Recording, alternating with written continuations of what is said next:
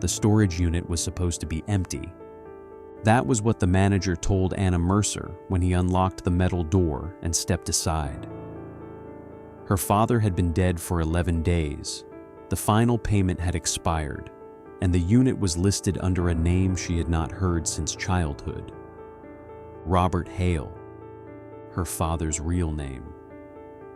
Anna expected broken furniture and old tools. Instead, the overhead light flickered on and revealed 3 shelves filled with identical white boxes. Each was tied with a blue ribbon. Each carried one handwritten number. 1, 2, 3. The numbers continued until 365. Anna did not move.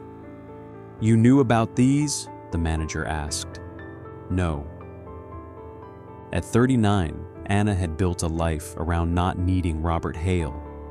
He had left when she was 8, appeared twice during her childhood, and then disappeared completely. On a small table beside the shelves sat an old tape recorder and one envelope. "Anna, open this first." Anna opened it. "My dear Anna, the boxes are not an apology."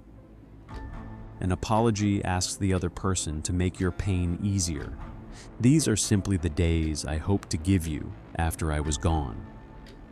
Open one each morning. If you stop, I will understand. Anna laughed bitterly. "You were gone already." She opened box 1. Inside was a red butterfly beret and a photograph of herself at 5, sitting on her father's shoulders at a county fair.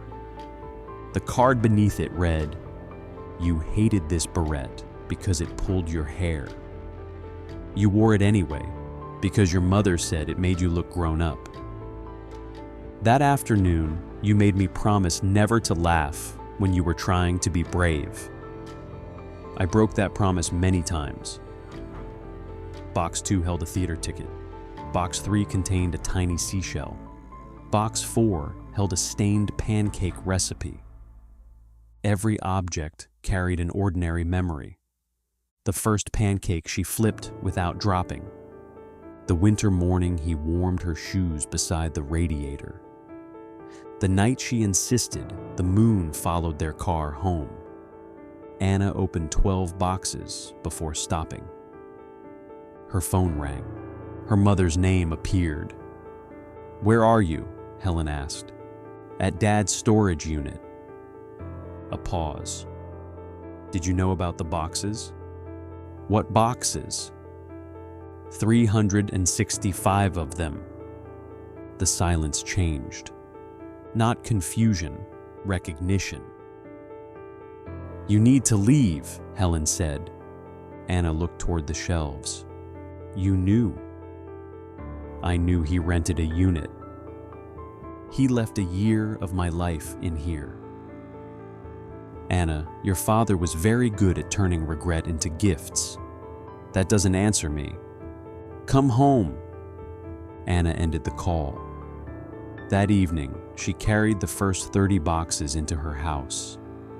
Her 14-year-old daughter, Lily, watched from the staircase. "What are those?" "Things your grandfather left." "The grandfather we never met?" "Yes." Lily touched box 13. "Can we open one?" "No." The answer came too sharply. Anna softened her voice. "Not tonight." After Lily went to bed, Anna opened box 13. Inside was an old brass key and a photograph of a narrow apartment building. The card read, "This opened the apartment where I lived after I left. I told myself I was protecting you from the mess I had made. The truth is uglier. I was ashamed to let you see how far I had fallen." The next box contained a sobriety coin marked with the number 1. "I was sober for 1 year when I came to your 16th birthday.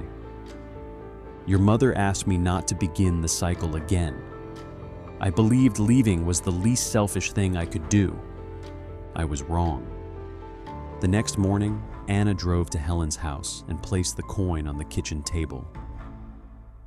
You told him not to come back. Helen stared at it. I asked him not to make promises he could not keep. He was sober for 1 year. He came to my birthday. He arrived without calling after 8 years of broken promises. Anna's voice rose. You let me believe he didn't care. I let you build a life without waiting for someone who taught you to wait. A clock ticked above the refrigerator. Finally, Helen said, he wrote to me every year. Anna froze. He sent proof that he was working, sober, paying debts. He kept asking when he had earned the right to see you. And what did you say? That children are not prizes awarded for good behavior. Anna looked away. Helen sat down. Your father was not a monster, but loving you did not make him safe. I had to choose between the man he might become and the child you already were. Why didn't you tell me later? Helen's eyes filled. Because later, telling you meant admitting that I kept deciding for you after you were old enough to decide for yourself.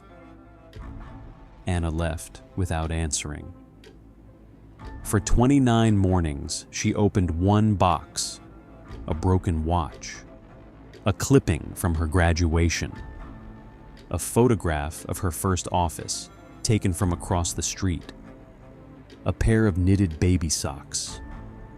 Each box revealed a man who had watched her life from a distance and mistaken silence for sacrifice. On the 30th morning, Anna opened the second envelope. If you reach day 30, there is something you deserve to know. The boxes were not made after I became ill. I began them 20 years ago. There was never supposed to be only one set. Call the number written on the back. Anna turned the page over. A phone number appeared beneath a name she did not recognize. David Hale. She dialed.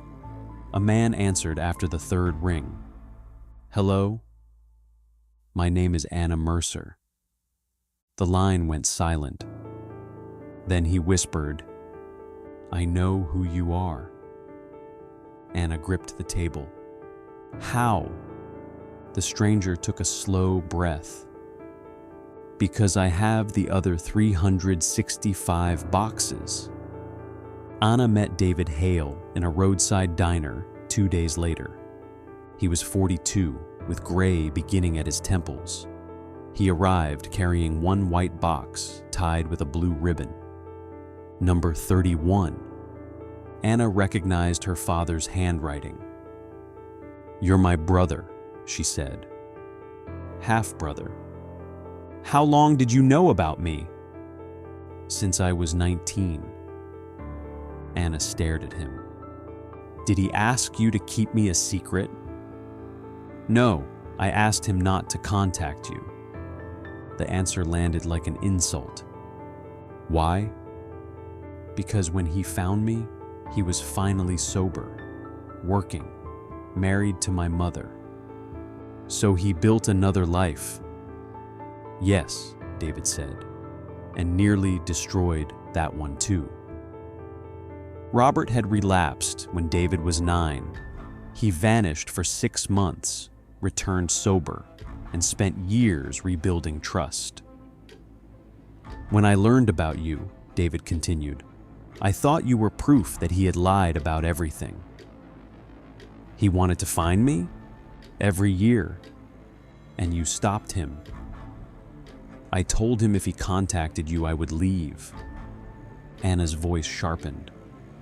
You had no right. No, David did not defend himself. I was 19 and terrified the father I had finally gotten back would choose the daughter he had lost. Anna looked at him, and saw no villain. Only another child who believed love could run out. David pushed box 31 toward her. Inside were 2 photographs. One showed Anna at graduation. The other showed David in a baseball uniform. Between them lay a card. I spent years believing I had 2 separate lives. The truth is that I had 2 children paying for the same mistakes. He made 2 sets, David said, because he didn't know which child would forgive him first. Over the following weeks, Anna and David opened matching boxes together by video call. Box 48 contained 2 keys to the same lakeside cabin. Box 72 held recordings of Robert reading children's books, one addressed to Anna and one to David. Box 100 contained letters to both mothers, apologizing for turning them into guards at the entrances of his children's lives. Some boxes made Anna angry. Others made her laugh. One held only a packet of instant oatmeal and a note. Both of you hated this. I kept buying it because it was cheap. A father can be sorry and still have terrible taste. For the first time, Anna heard David laugh. It sounded like Robert's laugh from the few memories she still carried. On day 180, the boxes directed them to the lakeside cabin. Inside, 2 bedrooms had been prepared. One carried Anna's name, the other carried David's. Anna's room contained drafting pencils and framed photographs of buildings she had designed. David's held baseball memorabilia and woodworking tools. At the center of the hallway stood a 3rd door. The key from box 180 opened it. Inside was a small recording room with 2 chairs facing a camera. On the table rested box 365. David reached toward it. Anna stopped him. Not yet. They continued one day at a time. Box 214 contained Robert's medical records. His heart condition had been diagnosed 4 years earlier. He had refused surgery twice. A note was attached. Surgery requires a family contact. I could not decide which child had the right to be called, so I named neither.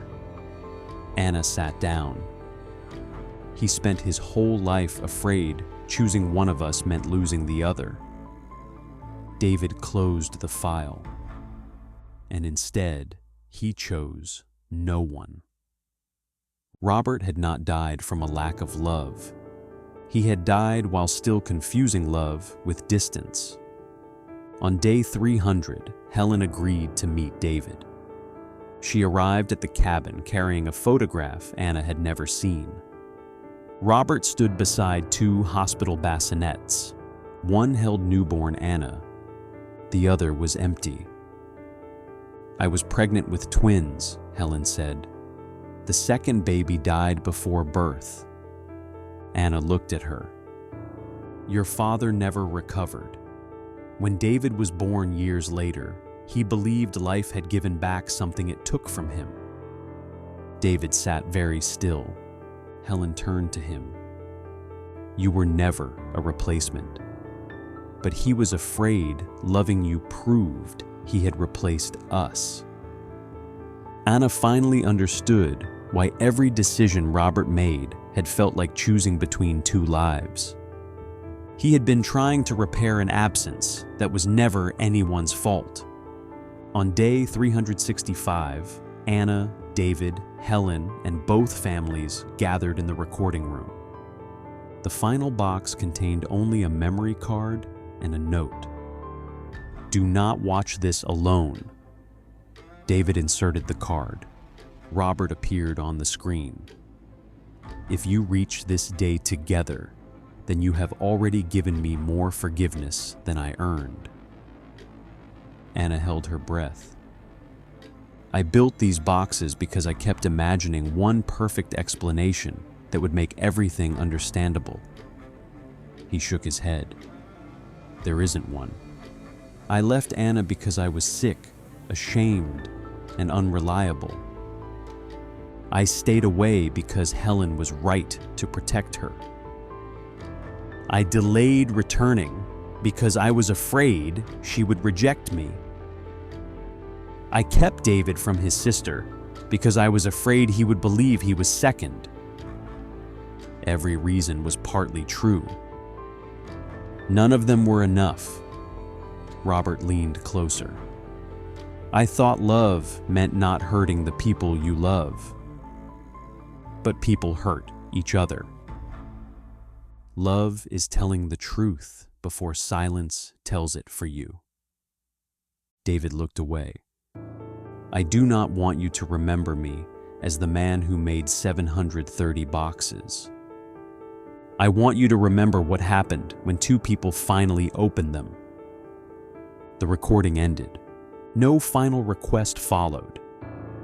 Only the camera continuing to run for several seconds after Robert left the chair. Anna reached across the table. David looked at her hand, then took it. Months later, they emptied the storage units together. They did not keep every object. Some memories belonged in boxes, others did not. At the cabin, Lily painted over the names on both bedroom doors and replaced them with one word: family. The following year, on Robert's birthday, Anna and David placed one white box on the recording room table. Inside were letters for their children, not to be opened after death, not to be hidden for 20 years, to be opened that evening. Anna looked into the camera. Some people leave us memories. David finished the sentence. Others leave us the courage to stop repeating them. Outside, their families called them to dinner. This time, neither of them waited.